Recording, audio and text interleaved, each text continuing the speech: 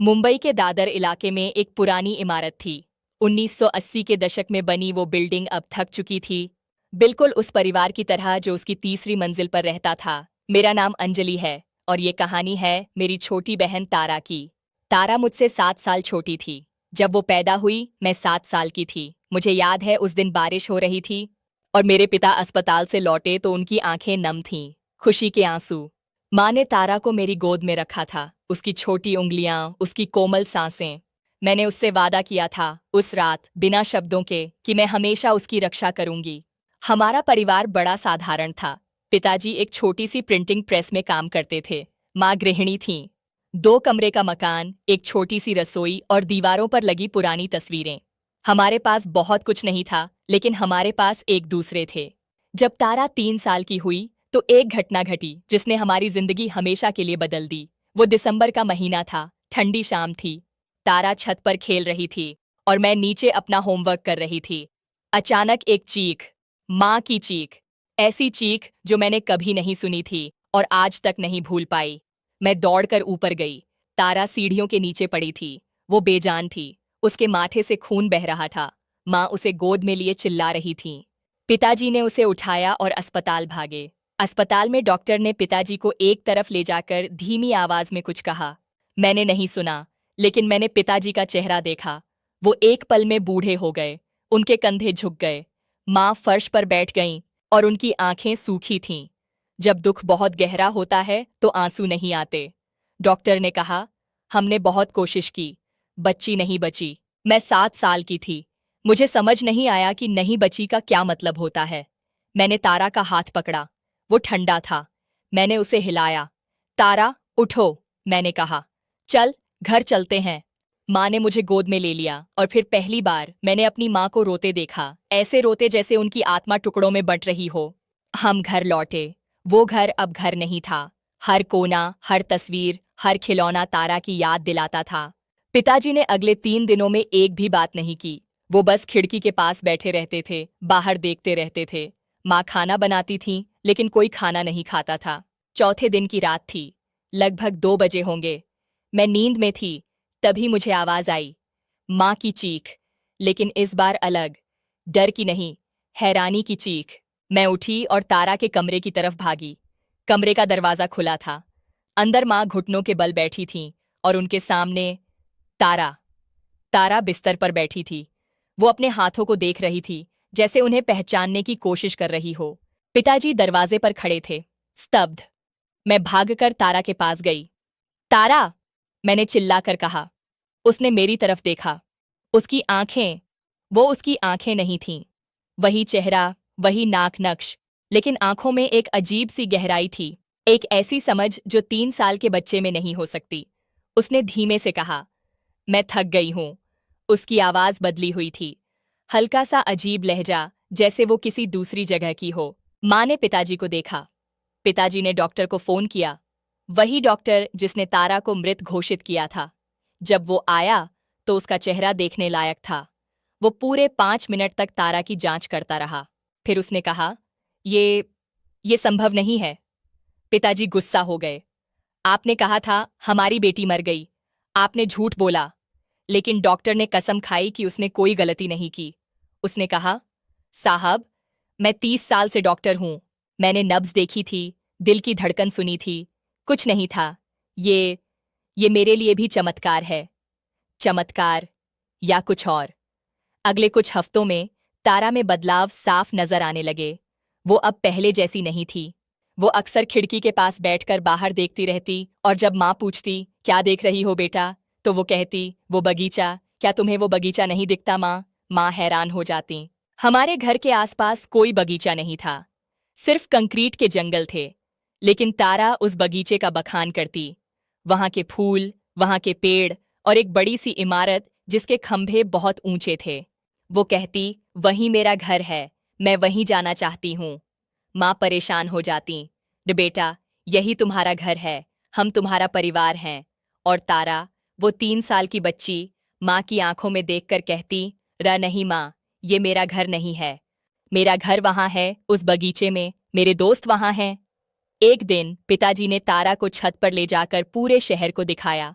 उन्होंने कहा, देखो बेटा, ये हमारा शहर है, यहीं हम रहते हैं। तारा ने कुछ देर देखा, फिर बोली, पिताजी, ये सब झूठ है ना? पिताजी चौंक गए। क्या झूठ? तारा ने दूर क्षितिज की तरफ देखा और कहा, आप सब जानते हैं कि मैं यहाँ की नहीं हूँ, आप सिर्फ मुझे रोकना चाहते हैं। पिताजी को समझ नहीं आया कि इतनी छोटी बच्ची ऐसी बातें कैसे कह सकती है। उन्होंने इसे सिर्फ बचपन की कल्पना समझकर नजरअंदाज कर दिया। लेकिन मैं नहीं कर सकी। मैं तारा के सबसे करीब थी। मैं ही थी जो हर सुबह उसकी छोटी बनाती, जो रात को उसे कहानियां सुनाती, जो उसे गोद में लेती जब वो रोती। मैंने देखा था कैसे वो रात में जागकर खिड़की के पास बैठ जाती और फुसफुसाती, मैं वापस आऊंगी, मैं वादा करती हूँ, मैं वापस आऊंगी। किससे बात कर रही थी? किससे वादा कर रही थी? ये सवाल आज तक मेरे जहन में है। तारा 7 साल की हुई तो उसका जुनून और गहरा हो गया। उसने स्कूल में मिस्र के बारे में पढ़ा और जैसे ही उसने पिरामिडों की तस्वीर देखी, वो चीख पड़ी, यही है, यही वो इमारत है। उसने टीचर से कहा कि वो इस इमारत को पहचानती है। टीचर ने समझा बच्ची मजाक कर रही है, लेकिन तारा बाज न आई। उसने घर आकर मिस्र के बारे में किताबें मांगी। पिताजी ने उसे एक किताब दिला दी। तारा ने उस किताब को ऐसे पढ़ा जैसे वो कोई जानी पहचानी कहानी हो। उसने मुझे बताया, अंजलि दीदी, मैं इस जगह गई हूँ, मुझे यहाँ की हर गली याद है। मैंने उससे पूछा, तू कब गई वहां? उसने मेरी तरफ देखा, बड़ी गंभीरता से, और कहा, बहुत पहले, जब तू नहीं थी। मैं डर गई, सच में डर गई। उस रात मैंने उसे बहुत देर तक गोद में लिए रखा। डर थी कि कहीं कोई चीज उसे मुझसे छीन न ले। एक दिन पिताजी तारा को छत्रपति शिवाजी महाराज वस्तु संग्रहालय ले गए। वहां मिस्र की एक प्रदर्शनी लगी थी।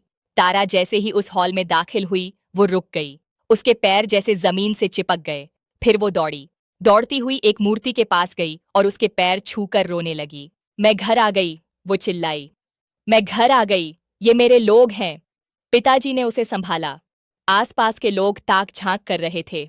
तारा बाज नहीं मानी। वो हर मूर्ति के पास गई, हर तस्वीर के सामने खड़ी हुई, और उसकी आंखों से आंसू बह रहे थे। उस रात घर लौटकर तारा ने मुझसे कहा, दीदी, मुझे पता है तुम्हें यकीन नहीं होता, लेकिन मैं सच कह रही हूं। मैं वहां रह चुकी हूं, और मुझे लगता है मैं किसी वजह से वापस आई हूं। मैंने उसका हाथ थाम लिया। किस वजह से? उसने खिड़की के बाहर अंधेरे में देखा और कहा, अभी पता नहीं, लेकिन पता चलेगा, और जब पता चलेगा तो बहुत देर हो चुकी होगी। मैं उसकी बातों को समझ नहीं पाई, लेकिन कुछ सालों बाद मैं समझ गई, और तब तक बहुत देर हो चुकी थी। तारा अब 18 साल की थी। वो जवान हो चुकी थी, लेकिन उसकी आंखों में वही पुरानी गहराई थी, वही रहस्य। उसने मुंबई यूनिवर्सिटी से इतिहास में ग्रेजुएशन किया। मिस्र की सभ्यता उसका विषय था, और वो इस विषय की जानकार बन चुकी थी। उस समय तक हमारे पिताजी प्रिंटिंग प्रेस छोड़ चुके थे। उन्होंने अपनी छोटी सी पूंजी लगाकर एक प्राचीन वस्तुओं की दुकान खोली थी, हेरिटेज आर्ट्स नाम से। छोटी सी दुकान, लेकिन पिताजी की मेहनत से धीरे धीरे बढ़ रही थी। मेरी शादी उस समय तक हो चुकी थी और मैं पुणे में रहने लगी थी, लेकिन जितनी बार हो सकता मुंबई आती। तारा और मैं रोज फोन पर बात करती। वो सिर्फ मेरी बहन नहीं थी, वो मेरी सबसे करीबी दोस्त थी, मेरा दूसरा हिस्सा। तारा दुकान में भी मदद करती। उसे पुरानी चीजों से गहरा लगाव था और उसकी नज़र बहुत पैनी थी। वो बता देती कि कोई मूर्ति असली है या नकली, कोई सिक्का किस सदी का है। ग्राहक उसकी जानकारी देखकर हैरान रह जाते। 2018 की बात है। तारा अब 22 साल की थी। एक दिन दुकान पर एक आदमी आया। अच्छा खासा कद, सफेद कुर्ता, चेहरे पर हल्की सी दाढ़ी और आंखों में एक अजीब सी चमक। उसने अपना नाम बताया, करण सिंघानिया। उसने कहा, मैं दिल्ली से आया हूँ, पुरानी चीज़ों का कलेक्टर हूँ। आपकी दुकान के बारे में सुना था। पिताजी ने उसका स्वागत किया। करण ने दुकान की हर चीज़ को गौर से देखा। फिर उसने तारा से बात की, मिस्र की सभ्यता पर, पिरामिडों पर, मम्मियों पर। तारा हैरान थी। इतना जानकार आदमी उसने कम देखा था। करण ने कहा, तारा जी, आपकी जानकारी अद्भुत है। मैं कई विशेषज्ञों से मिला हूं, लेकिन आप जैसी गहरी समझ कम ही लोगों में देखी है। तारा शर्मा गई। उसे लगा, आखिर कोई है जो उसकी बातों को समझता है, जो उस पर हंसता नहीं, जो उसे पागल नहीं समझता। अगले कुछ हफ्तों में करण अक्सर दुकान पर आने लगा। वो तारा के साथ घंटों बैठकर बातें करता, मिस्र के मंदिरों की, फिरौन की कहानियों की, और तारा के उन सपनों की जिन्हें उसने कभी किसी को नहीं बताया था। एक दिन तारा ने करण को अपने बचपन के सपने बताए, उस बगीचे के बारे में, उस बड़ी इमारत के बारे में और उस एहसास के बारे में कि वो कहीं और की है। करण ने बड़े ध्यान से सुना, फिर उसने कहा, तारा, मैं तुम्हें एक बात बताता हूँ, मैंने भी ऐसी ही कहानियां सुनी हैं। मिस्र में अबीडोस नाम की जगह है, वहां फिरौन सेती प्रथम का मंदिर है और उस मंदिर के पास एक बगीचा हुआ करता था, हजारों साल पहले। तारा की आंखें फटी की फटी रह गईं। तुम्हें कैसे पता? करण ने मुस्कुराकर कहा, मैं वहां जा चुका हूं कई बार, और मैं जानता हूं तुम सच कह रही हो। तुम्हारी आंखों में वो सच्चाई है जो झूठे लोगों में नहीं होती। उस दिन के बाद तारा और करण में गहरी दोस्ती हो गई। धीरे धीरे वो दोस्ती प्यार में बदल गई। मैं पहली बार करण से अपनी एक मुंबई यात्रा के दौरान मिली। वो आकर्षक था, मीठा बोलने वाला, ध्यान देने वाला, माँ के लिए फूल लाता, पिताजी के साथ बिजनेस पर चर्चा करता और तारा को ऐसे देखता जैसे वो दुनिया की सबसे कीमती चीज हो। मैं उसकी खुशी देखकर खुश थी। वो हकदार थी किसी ऐसे व्यक्ति की जो उसे समझे। लेकिन मेरे मन के किसी कोने में एक खटक थी, एक एहसास जिसका नाम नहीं था। 2020 में कोरोना की महामारी आई। हमारी दुकान बंद हो गई। पिताजी की सेहत बिगड़ने लगी। वो डायबिटीज के मरीज थे और लॉकडाउन में इलाज ठीक से नहीं हो पाया। सितंबर 2020 में पिताजी ने दुनिया को अलविदा कह दिया। मैं समय पर मुंबई भी नहीं पहुंच पाई। लॉकडाउन अपने चरम पर था। ट्रेनें नहीं चल रही थीं, सड़कें बंद थीं। मैंने तारा से वीडियो कॉल पर बात की। दोनों रो रहे थे, एक दूसरे को गले नहीं लगा पा रहे थे। दूरी ने दुख को और बढ़ा दिया, लाचारी को और गहरा कर दिया। हम सब टूट गए। माँ रो रो कर बीमार हो गईं। दुकान का कर्ज बढ़ता जा रहा था। पिताजी के इलाज में बहुत पैसा लग गया था और अब हमारे पास कुछ नहीं बचा था। तभी करण सामने आया। उसने तारा को सहारा दिया। उसने कहा, तुम फिक्र मत करो, मैं हूं ना। मैं तुम्हारे परिवार को कभी अकेला नहीं छोड़ूंगा। उसने दुकान को चलाने में मदद की। उसने अपने पैसे लगाए, अपने कनेक्शन लगाए। धीरे धीरे दुकान फिर से चलने लगी। तारा ने उसे अपना हीरो मान लिया। 2021 में तारा और करण की शादी हो गई। एक साधारण सी शादी। मैं इसके लिए पुणे से आई, 1 साल से ज्यादा समय बाद अपने परिवार से मिली। तारा के चेहरे पर खुशी थी। मैंने उसकी खुशी देखी और सोचा, सब ठीक हो जाएगा। मेरे पुराने संदेह शायद मेरे अपने डर थे, लेकिन मैं गलत थी। शादी के कुछ महीनों बाद तारा के फोन कम आने लगे।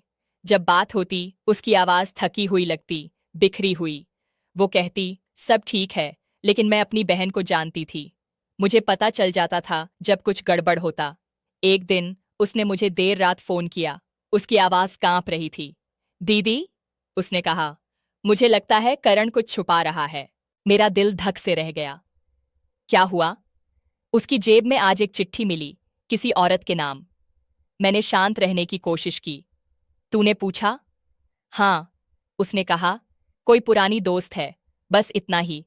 लेकिन दीदी, जिस तरह से उसने कहा, जिस तरह से उसने मुझे देखा, कुछ गड़बड़ है। दुकान का हिसाब किताब गड़बड़ाने लगा। कुछ ग्राहकों ने शिकायत की कि उनका पैसा जमा करने के बाद भी सामान नहीं मिला। तारा ने करण से पूछा तो उसने कहा, तुम्हें बिजनेस नहीं आता, ये सब नॉर्मल है। लेकिन तारा जानती थी, ये नॉर्मल नहीं था। उसने जांच शुरू की और जो उसने पाया, उसने हमारी आंखें खोल दीं। करण हमारी दुकान को चुपके से खत्म कर रहा था। वो हमारे ग्राहकों को अपनी निजी दुकान पर ले जा रहा था। वो हमारे सप्लायर्स को बता रहा था कि हम बंद होने वाले हैं और उन्हें उससे सीधे काम करना चाहिए। वो हमारे पैसे निकालकर अपने खाते में डाल रहा था। मैं अगली ट्रेन पकड़कर मुंबई आ गई। जब मैं पहुंची तो तारा अपने कमरे में अकेली बैठी थी, बिस्तर पर बिखरे कागजों को घूर रही थी। बैंक स्टेटमेंट, ग्राहकों की लिस्ट, सप्लायर्स के कॉन्ट्रैक्ट। उसने मेरी तरफ देखा और मैंने अपनी छोटी बहन को देखा, वही जो गिरकर चोटिल होने पर मेरे पास दौड़ी आती थी, वही जो मानती थी कि मैं सब ठीक कर सकती हूँ। और मैंने देखा कि वो टूट चुकी थी। मैं उसे बहुत देर तक गले लगाए रही। फिर हमने सबूतों को एक साथ देखा। अगली सुबह तारा ने करण का सामना किया। मैं दरवाजे के पीछे खड़ी थी, जरूरत पड़ने पर अंदर जाने को तैयार। उसने उसे सारे सबूत दिखाए। करण ने पहले इनकार किया, फिर गुस्सा हुआ और फिर ठंडे दिमाग से मुस्कुराया। हाँ, उसने कहा, मैंने ये सब किया और तुम क्या कर लोगी? तारा की आवाज स्थिर थी। तुम इतने बेरहम कैसे हो सकते हो? करण हंसा, एक ठंडी, खोखली हंसी। बेरहम? मैंने तो बस अपना हक लिया। तुम्हारे पिता ने मेरे पिता को बर्बाद किया था, सालों पहले। उनकी दुकान जब्त कर ली थी, उनका बिजनेस खत्म कर दिया था। मैंने बदला लिया है, बस। तारा को ऐसा लगा जैसे जमीन खिसक गई। मुझे दरवाजा पकड़कर खड़ा रहना पड़ा, खुद को अंदर जाने से रोकना पड़ा। उसके पिता, जो अब इस दुनिया में नहीं थे, उन पर ये इल्जाम, वो सच नहीं हो सकता। तुम झूठ बोल रहे हो, तारा ने कहा। करण ने जेब से एक पुरानी तस्वीर निकाली। उसमें दो आदमी थे, एक तारा के पिता थे और दूसरा, शायद, करण के पिता। ये सबूत है, करण ने कहा। अब तुम जाकर पुलिस में शिकायत करो, मैं भी कर दूंगा, और तुम्हारे पिता का नाम बदनाम होगा। सोचो, तुम्हारी माँ इस सदमे को सह पाएगी? उस रात तारा मेरे पास आई। हम उसके बिस्तर पर बैठ गए, बिल्कुल वैसे ही जैसे बचपन में बैठा करते थे। उसने मुझे सब बताया। उसकी आवाज में कोई जज्बात नहीं था। मैंने उसे गले लगाया और कहा, मैं उसे खत्म कर दूंगी। परवाह नहीं मुझे अंजाम की। तारा ने मेरा हाथ पकड़ लिया। नहीं दीदी, मत करो। मैं कुछ करूंगी, बस मुझे वक्त दो। मैंने उसकी आंखों में देखा। उन आंखों में आग थी, वही आग जो उसके बचपन के सपनों में थी, वही आग जो उसे हजारों साल पहले से जोड़ती थी। तू क्या करेगी? मैंने पूछा। उसने खिड़की के बाहर अंधेरे में देखा और कहा, जो मैंने हजारों साल पहले किया था, वही। तारा ने अगले कुछ हफ्तों में कोई कानूनी कार्रवाई नहीं की। उसने करण से अलग होने से भी इनकार कर दिया। मुझे समझ नहीं आ रहा था कि वो क्या कर रही है। वो रोज दुकान जाती, करण के साथ बैठती, मुस्कुराती, जैसे कुछ हुआ ही न हो। यहाँ तक कि वो उसके पसंद के खाने बनाने लगी, उसके कपड़े इस्त्री करने लगी, परफेक्ट पत्नी बनने का नाटक करने लगी। मैं 1 महीने के लिए मुंबई में रुक गई, यह नाटक देखती रही, बेचैनी बढ़ती रही। एक दिन मैंने उससे पूछा, तू क्या कर रही है तारा? वो आदमी हमारा दुश्मन है, उसने हमारा परिवार बर्बाद कर दिया। उसने मुस्कुराकर कहा, दीदी, दुश्मन को करीब रखना चाहिए, ताकि पता चले वो क्या सोच रहा है। फिर एक शाम तारा ने मुझसे कहा, मैं मिस्र जा रही हूं। मैंने चाय का कप लगभग गिरा दिया। क्या? क्यों? वहां जाकर कुछ ढूंढना है, कुछ ऐसा जो करण को खत्म कर दे। मैंने उसे रोकने की कोशिश की। मैंने उससे विनती की, ये खतरनाक है तारा, अकेले दूसरे देश जाना, हजारों साल पुराने सपनों के पीछे भागना। उसने मेरे गाल पर हाथ रखा, बिल्कुल वैसे ही जैसे बचपन में करती थी जब मुझे दिलासा देना चाहती थी। दीदी, तुमने जिंदगी भर मेरी रक्षा की, अब मुझे हमारे परिवार की रक्षा करने दो। मुझ पर भरोसा रखो। उसने अपनी पुरानी डायरियां निकालीं, वो डायरियां जो उसने बचपन में लिखी थीं, जिनमें उसके सपने थे, उसकी यादें थीं, हजारों साल पुरानी यादें। वो हफ्तों से उन्हें पढ़ रही थी, नोट्स बना रही थी, उन बिंदुओं को जोड़ रही थी जो सिर्फ वो ही देख सकती थी। मेरे पास उसे जाने देने के अलावा कोई चारा नहीं था। वो 3 हफ्ते के लिए मिस्र गई, मेरी जिंदगी के सबसे लंबे 3 हफ्ते। वो हर रात मुझे फोन करती, उसकी आवाज थकी हुई लेकिन उत्साहित होती। वो मुझे उन मंदिरों के बारे में बताती जहां वो गई, उन पुरातत्वविदों के बारे में जिनसे वो मिली, उन दस्तावेजों के बारे में जो उसने पाए। मैं उसकी आधी बातें नहीं समझ पाती, लेकिन मैं उसकी आवाज में उद्देश्य सुन सकती थी, वो दृढ़ संकल्प। जब वो लौटी तो उसके चेहरे पर एक अजीब सी शांति थी। आंखों में आग अब भी थी, लेकिन वो ठंडी हो चुकी थी, स्थिर हो चुकी थी, अटल हो चुकी थी। उसने मुझे एक पुराना पपायरस दिखाया। उस पर कुछ लिखा था, मिस्र की भाषा में। ये क्या है? मैंने पूछा। तारा ने समझाया, ये एक दस्तावेज है, 3000 साल पुराना। इसमें लिखा है कि फिरौन सेती प्रथम ने अपने एक दरबारी को जमीन दी थी। उस दरबारी का नाम सेन-खमान। सेन-खमान? हाँ, और सेन-खमान के वंशज आज भी हैं। करण के पिता का असली नाम सिंघानिया नहीं है, उनका असली नाम सेन है। वो सेन-खमान के वंशज हैं और उस जमीन के असली मालिक हैं। मैं अभी भी नहीं समझी। तो इससे क्या होगा? तारा मुस्कुराई और एक पल के लिए वो फिर से वही छोटी बच्ची लगी जो मुझे अपने बगीचे के बारे में बताया करती थी। इससे ये होगा कि करण की सारी प्रॉपर्टी, उसकी सारी दौलत जो उसने अपने पूर्वजों से पाई है, वो असल में उसकी है ही नहीं, वो मिस्र सरकार की है, क्योंकि 3000 साल पहले वो जमीन मिस्र के फिरौन ने दी थी। और मिस्र का कानून कहता है कि ऐसी प्रॉपर्टी सरकार के पास जाती है अगर वो बेची नहीं गई हो। मैं चौंक गई। तो तू उसे बर्बाद कर देगी? तारा ने ठंडी आवाज में कहा। एक आवाज जो मैंने अपनी कोमल बहन में कभी नहीं सुनी थी। उसने हमें बर्बाद किया। उसने मेरा इस्तेमाल किया। उसने मुझसे प्यार करवाया, जबकि वो हमारा सर्वनाश करने की योजना बना रहा था। अब मैं उसकी हर चीज बर्बाद कर दूंगी। अगले कुछ हफ्तों में तारा ने कानूनी कार्रवाई शुरू की। उसने मिस्र सरकार को पपायरस दिखाया। कई परीक्षणों के बाद उसकी प्रामाणिकता साबित की। मिस्र सरकार ने भारत सरकार से संपर्क किया। इंटरपोल शामिल हो गया। और फिर एक दिन करण के घर पर तलाशी ली गई। मैं पुणे में थी जब तारा ने फोन किया। दीदी, हो रहा है, आ जाओ। मैं अगली ट्रेन पकड़कर आ गई। जब मैं पहुंची, दृश्य सामने था। पुलिस की गाड़ियां, सूट में अधिकारी, पड़ोस में इकट्ठा लोग और बीच में करण। वो चिल्ला रहा था। उसका संयम पूरी तरह टूट चुका था। ये सब क्या है? मैंने कोई गलती नहीं की है। ये मेरे परिवार की विरासत है, मेरी प्रॉपर्टी है। तारा गेट पर खड़ी थी। उस घर के गेट पर जो कभी हमारे परिवार का घर था, जहां वो उसकी पत्नी बनकर रही थी। वो शांत थी, संयमित थी, सादी सफेद कुर्ते में। वो उसे देख रही थी, आंखों में कोई भावना नहीं। करण ने उसे देखा। एक पल को वो समझ नहीं पाया। फिर सच्चाई उसके सामने आ गई। तुम, वो फुसफुसाया। फिर जोर से, तुमने ये किया? तारा ने धीरे से सिर हिलाया। हाँ, वो उसकी तरफ लपका। पुलिस ने उसे रोक लिया। वो छूटने की कोशिश कर रहा था, गालियां दे रहा था। उसका चेहरा गुस्से से विकृत था। वो आकर्षक आदमी जिसने मेरी बहन का दिल जीता था, जा चुका था। उसकी जगह एक जानवर था, घिरा हुआ और खतरनाक। तारा ने एक पल भी पलक नहीं झपकाई। उसने उसकी तरफ देखा और कहा, तुमने सिर्फ एक गलती नहीं की। तुमने हजारों साल पुराना कर्ज चुकाने की कोशिश की। लेकिन कर्ज चुकाने का ये तरीका नहीं होता। करण की सारी प्रॉपर्टी जब्त कर ली गई। उसकी दुकानें बंद हो गईं। उसके खाते फ्रीज हो गए। वो एक रात में खड़ा हो गया। वही आदमी जो हमें बर्बाद करना चाहता था, पुलिस की गाड़ी में ले जाया गया। अभी भी चिल्ला रहा था, अभी भी गालियां दे रहा था। उस रात तारा और मैं दादर में अपनी पुरानी इमारत की छत पर बैठे थे। वही छत जहां हम बचपन में खेला करते थे। वही छत जहां तारा ने पहली बार मुझे अपने बगीचे के बारे में बताया था। उसने आसमान की तरफ देखा और कहा, दीदी, मुझे सब याद आ गया। क्या याद आ गया? मैंने पूछा। सब कुछ। वो बगीचा, वो मंदिर, वो जिंदगी। मैं बेंट्रेशिट थी। मैं फिरौन सेती प्रथम के मंदिर में पुजारिन थी। मैं उससे प्यार करती थी और वो मुझसे। लेकिन उच्च पुजारियों को पता चल गया। उन्होंने मुझे पीटा। उन्होंने मेरा अपमान किया।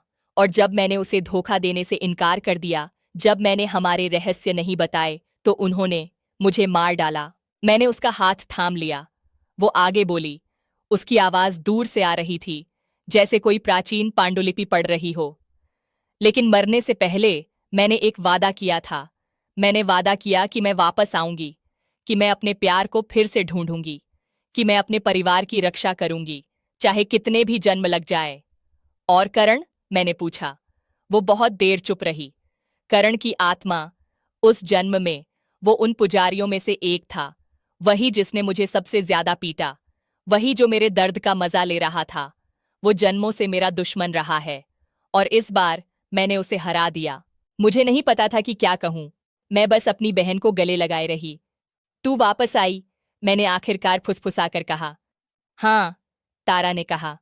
और अब मेरा काम खत्म हो गया। उसकी आवाज में एक अजीब सी थकान थी, एक अंतिमता जिसने मेरा दिल डर से जकड़ लिया। तू क्या कह रही है? मैंने पूछा। उसने मुस्कुराकर मेरा हाथ थाम लिया। दीदी, तुम हमेशा मेरे साथ रहीं। तुमने मुझे कभी अकेला नहीं छोड़ा। तुम मेरी छोटी बनाती थीं, मुझे कहानियां सुनाती थीं। जब मैं रोती थी तो मुझे गले लगाती थीं। तुम मेरी बहन हो, इस जन्म में भी और पिछले जन्म में भी।